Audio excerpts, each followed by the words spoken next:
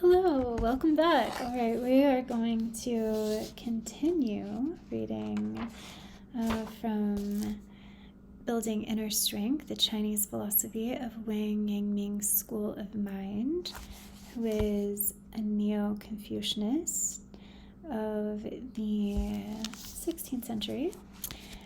And this chapter is called Work is Self-Cultivation. Let me just tell you the exact dates. 1472 to 1529. So this first part is from Instructions for Practical Living, Volume 3. There was a subordinate judicial official who, because he had long heard the master expound his learning, said, "This learning is excellent, but because of my burden of cases, I cannot study." The master asked, "In what way have I told you to abandon your cases and study and avoid? Since you have court cases, then learn from them. That would be a true investigation of things." In hearing a lawsuit, and the investigation of things is kind of the first of a long chain of cause and effect that ends in, I guess, like the fulfillment of self-cultivation and the harmony of the community. In hearing a lawsuit, you do not become angry because of ill manners, nor pleased because of emollient language, nor punish an intercession, or skew one's intentions because of pleading, or deliver a careless judgment because of the compilation of one's own affairs, or handle a case to accord with slanderous accusations. All these rise out of personal considerations. You must know yourself and must look into yourself and overcome them, lest there should be the least bias that could twist right and wrong. This is the investigation that leads to knowledge. Studying whilst loaded down with cases is true study. Study whilst apart from objects and affairs is to grasp at thin air. Man cannot live in, now here's the commentary, man cannot live apart from society, since self-cultivation cannot be perfected among hills and forests. So this is basically like I'm writing it down, self-cultivation while being in the world. I'm reading Heidegger, so. The story is told of an ascetic Taoist who intended to leave his village to go into the mountains to live as a hermit and practice self-cultivation, taking with him just a single piece of cloth for clothing. Washing his clothes one day up in the mountains, he discovered that he needed another piece of cloth to replace the one he was washing. So he went down the mountain and begged a piece of cloth from the villagers. The villagers, knowing him to be a devout Taoist, generously gave him a piece of cloth. The Taoist went back up the mountain and continued to practice self-cultivation. One day he discovered by chance that there was a mouse in his hut that chewed at the spare piece of cloth as he was concentrating on meditation. Out of respect for the commandment against taking life, he didn't kill the mouse, but, unable to get rid of it, went down to the village again and asked for a cat. The cat naturally frightened the mouse away. However, after a few days, the Taoist discovered yet another problem. What could the cat eat? He didn't want the cat to eat mice, but could he just let it eat wild herbs as he did? So he went down the mountain again and asked the villagers for a cow. In this way, the cat could live on milk. In a little while, the Taoist found out that he had to spend much time each day herding the cow, milking it, and generally looking after it to the point where it was impossible to meditate. So he descended the mountain and found a tramp to look after the cow for him. Interesting choice of words. Having lived in the mountains for several months, the tramp began to complain that the mountains were boring. He was a normal person and he needed a wife. What does that mean? I mean, I've only heard it. I don't think it means what I think it means. Let me see. Just 1 second. This is why, see, we're learning together. This is why my videos are fun, right? I think so. Okay, so to tramp means to walk heavily or noisily. a homeless person who travels from place to place on foot, a cargo vessel that carries goods between many different ports rather than sailing a fixed route.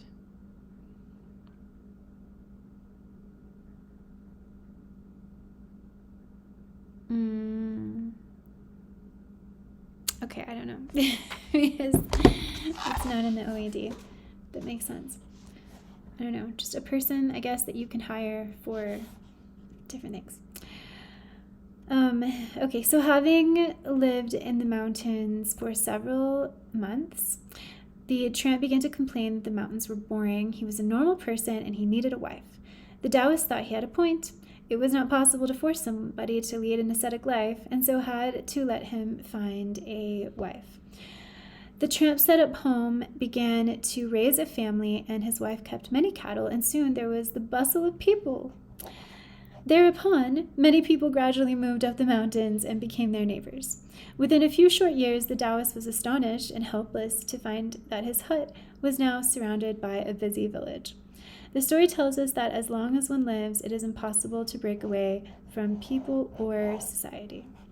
This being the case, leaving real life in order to spend time in meditation and the investigation of things is as much nonsense as trying to fly off the ground by pulling up one's own hair. Thus, in the view of Wang Yangming, work was the best kind of self-cultivation. Thus, every time of day, each exchange of pleasantries and their thousands upon thousands are all a part of the start of the flow of conscience. And if you disposed of them, there would be no other conscience to speak of. And I guess this makes sense, even in terms of like classical Confucianism, because what is self-cultivation? How do you do that? I mean, I have to look back at, practices, but I think that you self-cultivate through all of these rituals, these ritualistic practices, these behavioral customs, as you are living and working and being in your family and, being in relation to state. So, yeah, I think that aligns. As far as I think one question that I got from my students already is, why did Confucianism evolve to maybe like inner work and like sitting quietly and, maybe practices that are a bit more private and individual? And I don't know. I mean, what do you think? My thought was that maybe it's because of just more awareness of like Western practices, like Western individualism. And so there was that maybe adoption of that mindset a bit.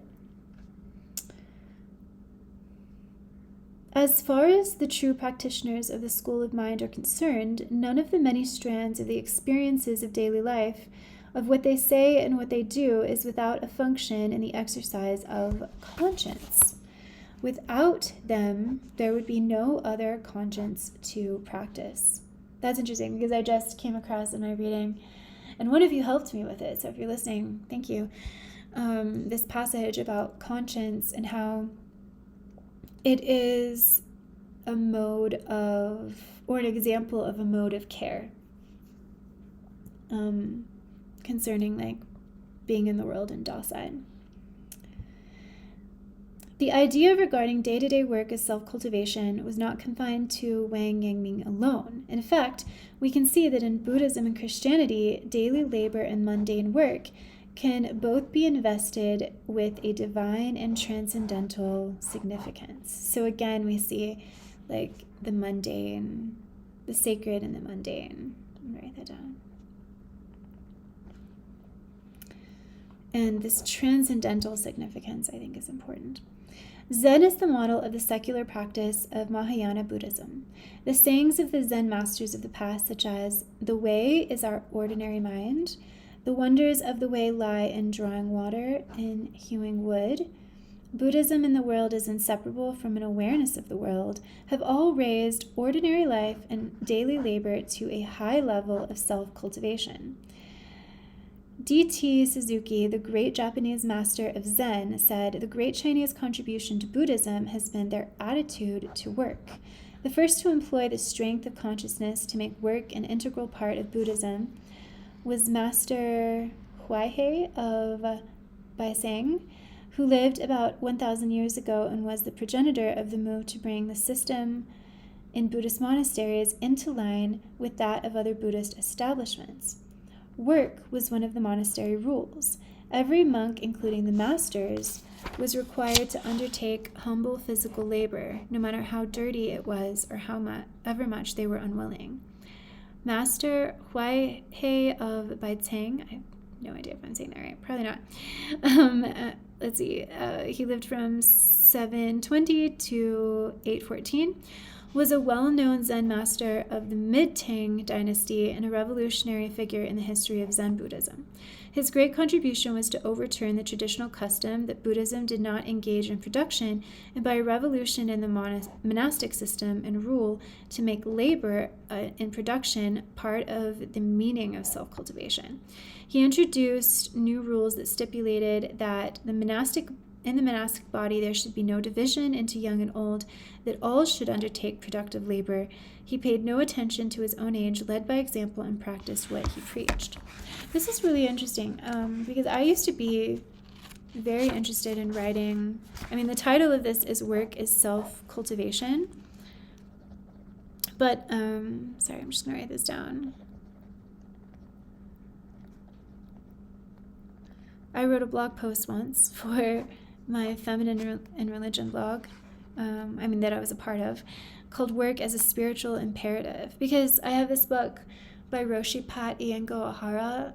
It's called Most Intimate, and she has a chapter on work that I used to assign to my Comp 1 students all the time, talking about, reframing and understanding of work into ease and flow and putting more value in it instead of something that just makes us busy and that we have to do as a means to an end.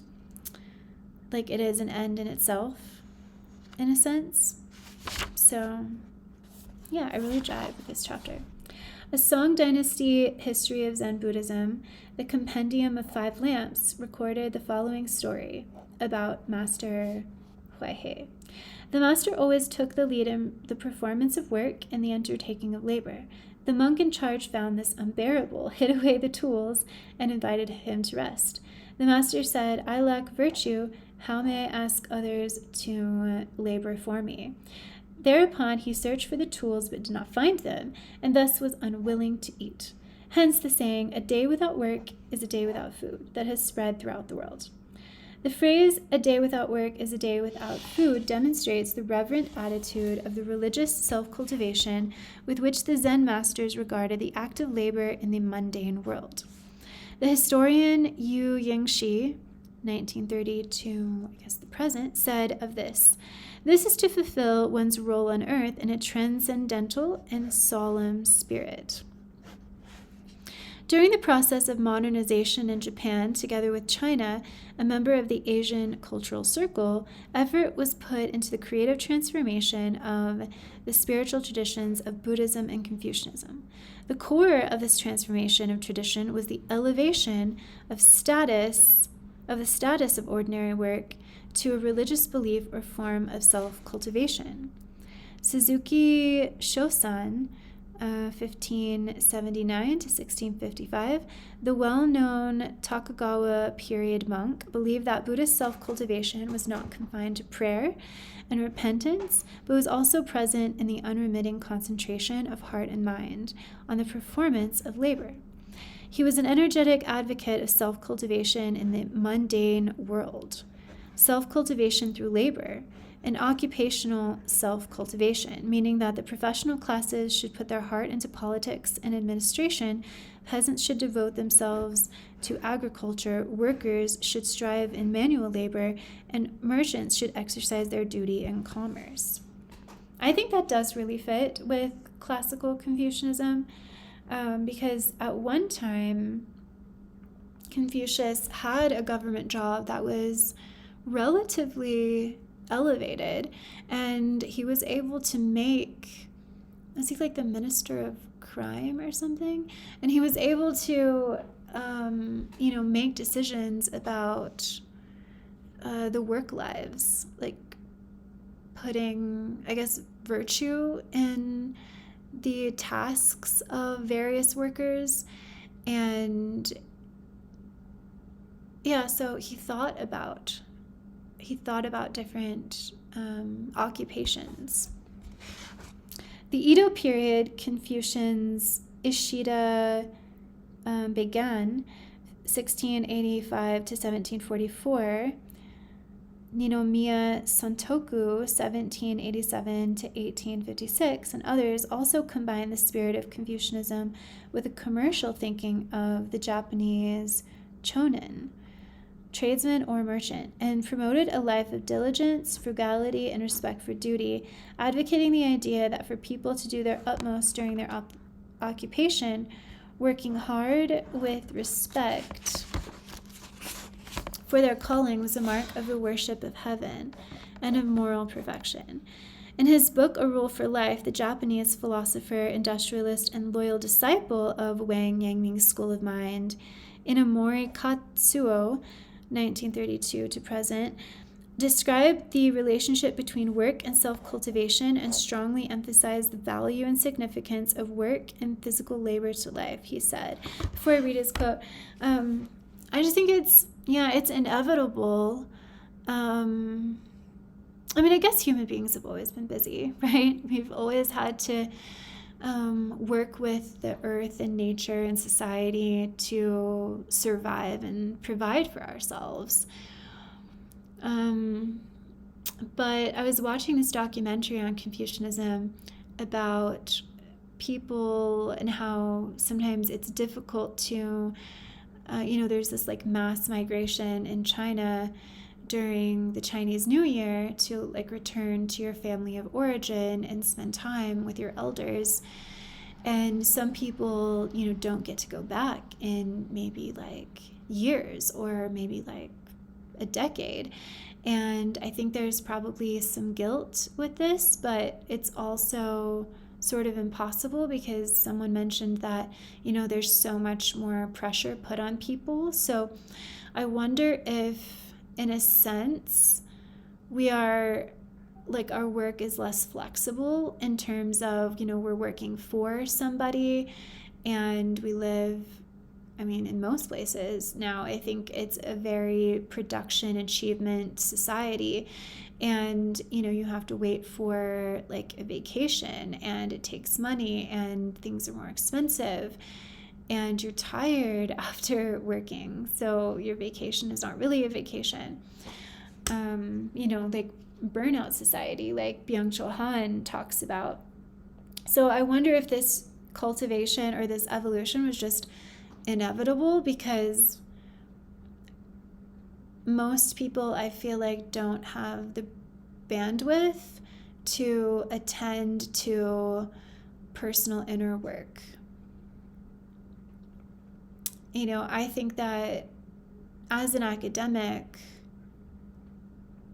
I feel really blessed and grateful that my schedule, even though I'm doing so much that I'm so busy this semester, I still get to most days arrange my schedule the way I want. And so I can take an hour out of the day or, certain, like periodically I can meditate and, do contemplative practices, I guess, for my self-cultivation. But there is the idea, the practice, like especially in the yoga community, that, you're practicing and you're preparing on the mat to be meditative, like out in the world. Meditative isn't probably the right, or mindful, that's the word, to be mindful out in the world always. Like you're never, like the aim is to not compartmentalize. And I think that this kind of aligns with that. Okay, he said, "It is generally held that reward is the aim of labor, and that labor is just a means of earning a living. The happy life is one of little work, much gain, much leisure, and a great deal of recreation. Those who hold this view even believe that labor is unavoidable drudgery. However, labor," I think that's really interesting. I like that quote. "However, labor holds a supreme value and profound meaning for man. Labor is effective in the overcoming of desire, tempering the will, and molding the personality. It is not just for existence or warmth or food, it refines the character."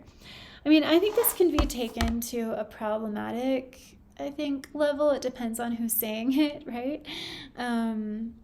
But I think that for human beings, we do need work, and we know that. I've watched documentaries of people who, are of the 1% and they don't have to work, and there's this deep sort of existential crisis that many people seem to have, because they don't have a purpose, they don't have something to do, and they don't have motivation to do anything necessarily because they don't really have to. And so I think that humanity as a species finds value and sort of like self-confidence, maybe that's not the right word, but self-worth through work and through needing to work. Now, do we need to work as much as we do? Like, hell no. But do we need to not get paid for our work? No. But I think that there is a truth in this. To summon up every fiber of one's being, to devote heart and mind to the unwavering performance of daily tasks, is the most honorable form of self-cultivation. It can steel the soul and raise and improve thinking.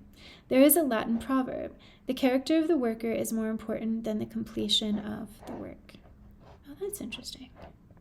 I've never read this before, but you forget. However, the character of the worker can only be improved and perfected by working.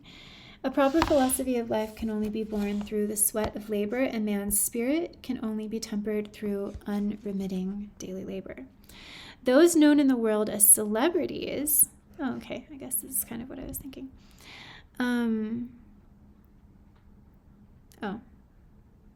Nope, not what I was saying. Okay, people who have achieved the pinnacle of success in their own fields must all have undergone a similar experience. Not only does labor create economic success, it also increases the value of man himself. Sorry, it's 9, so it's getting late for me. I think that could be true for many artist celebrities. There is no need to break away from the mundane world. One's place of work is the best place in which to temper the will. Work itself is the best form of self-cultivation, and conscientious work every day can mold nobility of character and lead to a life of happiness. For the Protestant Christian Church, work was a sacred vocation, the underlying reasoning being that any calling was spiritual, a task ordained by God, and the seat of man's aims, mission, and values. That's so interesting because I remember this question, my professor, a semester or two ago, I was in a class, and the professor asked, what is the Christian understanding of work? And I'm like, there are many examples, right? Depends what kind of work too. I guess, you are saved by some perspectives, by faith and works, in others just faith. But when I think about Genesis, work was a punishment for basically the fall. Now you will struggle with the soil, and there was the introduction of work. So it wasn't it's not always a sacred vocation. But that's an interesting idea. The German sociologist Max Weber, 1864 to 1920, one of the most influential thinkers of the 20th century, made a profound study of the causal relationship between the Protestant ethic and the spirit of capitalism. He discovered that the core doctrine of all Protestant denominations was a vocation from God, in which the only way of living acceptably to God was to not surpass worldly morality and monastic asceticism, but solely through the fulfillment of obligations imposed upon the individual by his position in the world. That was his calling. Yeah, I mean, I guess the idea of a vocation, like maybe that's, vocation is like maybe theological rhetoric, calling. That was not necessarily, I mean, I had a phase of Protestantism, and that was, I don't remember that being a message, but that is to say, the Protestant doctrine rejected the ethical commandments of Roman Catholicism, thereby investing secular conduct with a religious significance. All right, we're on the last page. Weber's conclusions demonstrate that it was this sort of Protestant belief in vocation and qualities of hard work, frugality, honesty, and integrity it bestowed on its adherents that provided the strong ethical and driving force for the development of modern Western capitalism. Yay!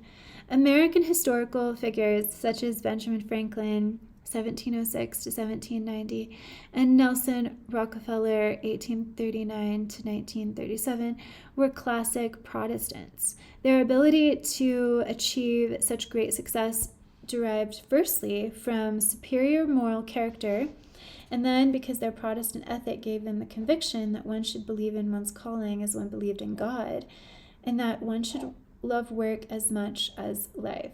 I think maybe this wasn't a message in my church because my church very much preached prosperity gospel.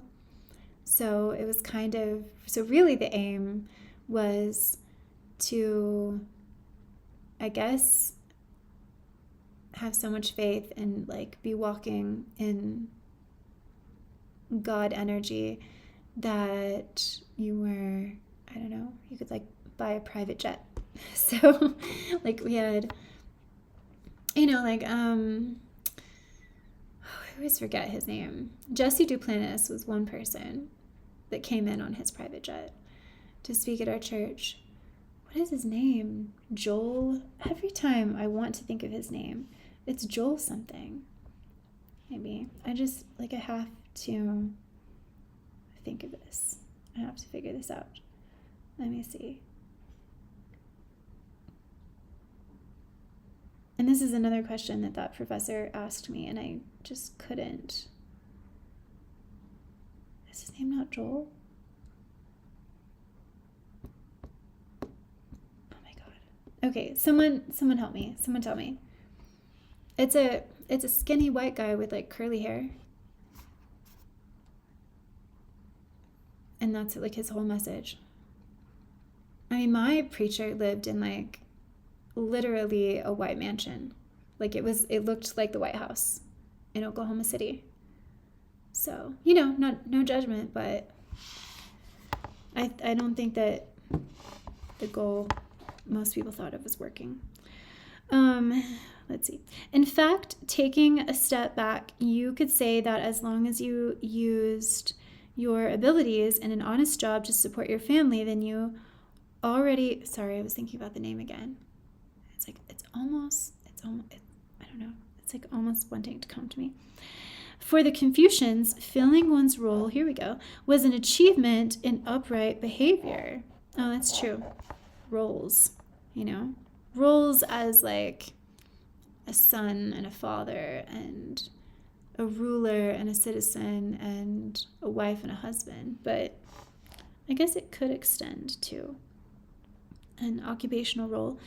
The achievement may have been very ordinary, but it represented something worthwhile. In this sense, therefore, it was actually self-cultivation.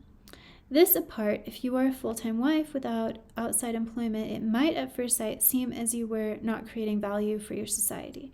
But you only have to quietly concentrate on supporting your husband and raising your children, and you will be fulfilling your role.